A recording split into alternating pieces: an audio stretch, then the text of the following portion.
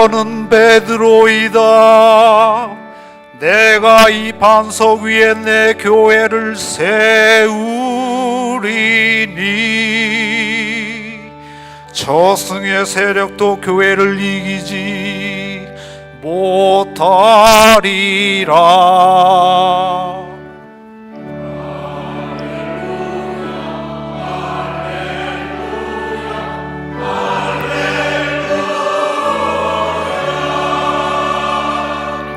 주님께서 여러분과 함께 또한 사제의 영과 함께 마테오가 전한 거룩한 복음입니다. 주님 영광 받으소서. 예수님께서 가이사리아 필리피 지방에 다다르시자 제자들에게 사람의 아들을 누구라고들 하느냐 하고 물으셨다. 제자들이 대답하였다. 세례자 요한이라고 합니다.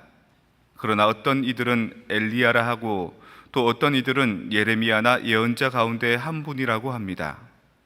예수님께서 그러면 너는 나를 누구라고 하느냐 하고 물으시자 시몬 베드로가 스승님은 살아계신 하느님의 아드님 그리스도이십니다 하고 대답하였다.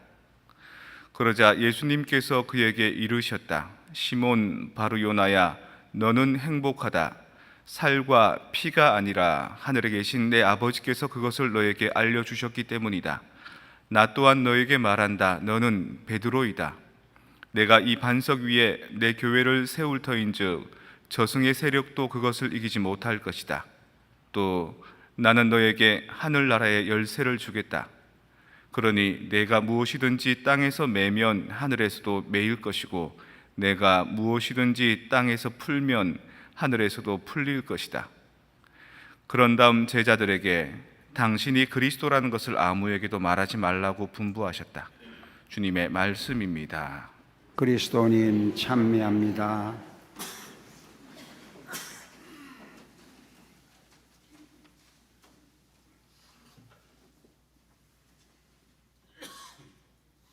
평화를 빕니다. 평화를 빕니다.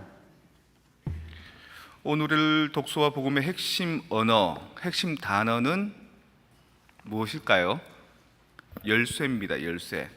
일독서에도 열쇠 얘기가 나왔고요. 또 복음 말씀에도 반석인 베드로에게 열쇠를 주셨습니다.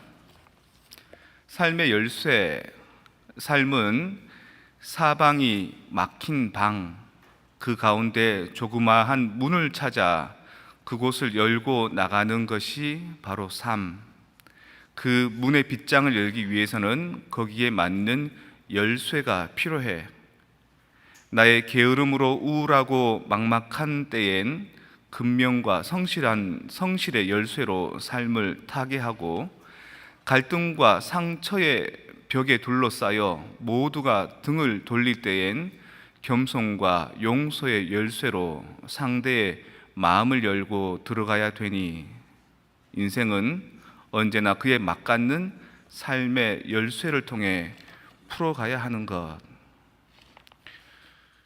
이런 게 바로 열쇠입니다. 꼭 그 닫혀 있는 공간의 문을 열고 자물쇠를 열고 들어가는 것만이 열쇠가 아니라 내 삶에서 사방이 모두 가로막힌 듯한 그때 그것을 열고 갈 수 있는 적절한 삶의 태도, 이게 바로 삶의 열쇠인 겁니다.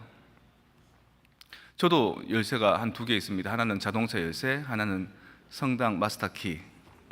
사람들이 항상 저한테 얘기하죠. 문 좀 열어주세요. 정해진 오피스 타임에는 늘 열려 있지만 그 시간 말고 다른 시간에 열고 싶을 땐 저한테 문을 두드립니다. 그래서 한 번, 두 번은 해줍니다. 근데 계속해서 지나치게 받아 하면 좀 안 해주죠. 근데 제가 갖고 있는 고난은 문을 열고 닫는 고난만이 아니라 이 성당에서 모든 것들을 풀어갈 수 있는 책임과 고난이 있는 겁니다. 제가 있을 때와 제가 없을 때의 차이가 다릅니다. 제가 한국 갔다 왔을 때 제가 없는 동안에 마냥 제가 있을 때처럼 순조롭지만은 않을 겁니다. 그러니까 제 존재 가치가 열쇠를 쥐고 있는 겁니다. 내가 이 모든 것들을 풀어갈 수 있는 키맨이 되고요, 내가 생각하는 것이 키포인트가 되는 겁니다.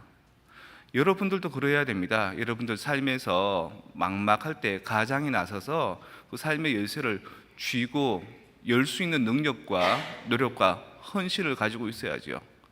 그냥 애만 낳았다고 아빠고 아버지고 결혼만 했다고 뭐 남편이고 가장이고 아무도 그렇게 이제 인정해 주지 않습니다.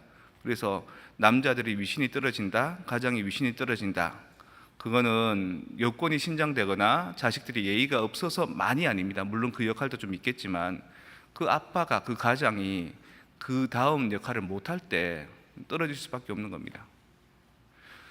열쇠를 누가 쥐고 있느냐에 따라서 엄마가 된다 하더라도 자식이 된다 하더라도 그 사람이 키맨이 될 수가 있는 겁니다.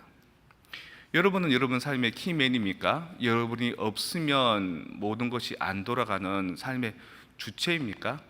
아니면 누군가에게 문 두드리고 문을 열어주십시오, 문을 열어주십시오 라고 요청해봐야 너희들이 그에 합당한 등경을 들고 있지 않기 때문에 못 들어온다 라고 천대받을 수밖에 없는 그런 사람인 겁니까? 저는 최근에 뭔가 이렇게 쫙 열리는 듯한 느낌을 받습니다.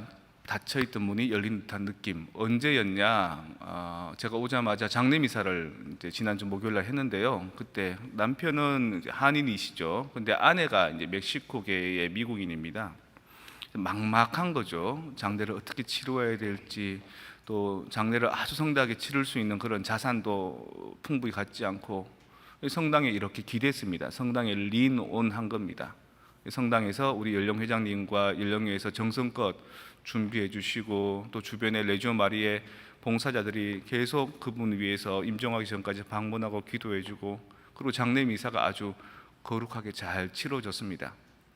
그때 그 유가족들의 표정이, 또 마지막에 올라와서 유로지 그 고별사라는 그 가족의 표현이 정말 푸르른 풀밭에서 쉬고 있는 듯한 느낌. 우리가 장례미사 때 잘 부른 노래 뭡니까? 주님은 나의 목자시니 나를 바른 길로 인도해 주시고 푸르른 풀밭, 시원한 시냇가로 나를 인도하시니 아닙니까? 그런 정서들이 그 가족들의, 유가족들에게 가득히 느껴진 겁니다. 어떤 열쇠를 가지고 그곳으로 건너간 거죠. 그 열쇠는 우리가 가지고 있는 신앙의 태도들, 서로에 대한 배려들, 사랑의 감정들이 아니겠습니까? 여러분, 또 이 성전에 와서 주님의 풀밭에, 주님의 대전에 들어오셔야 됩니다. 그 열쇠가 무엇일까? 나 중심의 태도일까? 상대에 대해서 하대하는 태도일까? 배려 없는 마음가짐일까? 아닌 거 아시죠?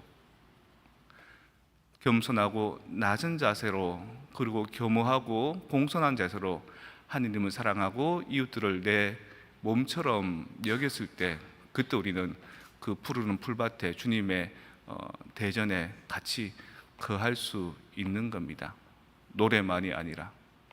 오늘 이 미사를 통해서 독서와 복음에 나오는 열쇠, 나는 얼마나 다른 차원의 삶으로 건너갈 수 있는 태도의 열쇠를 지녔던가, 사방이 막힌 듯한 나의 이 상황들을 전환시킬 수 있는 열쇠는 나에게 있어서 무엇일까?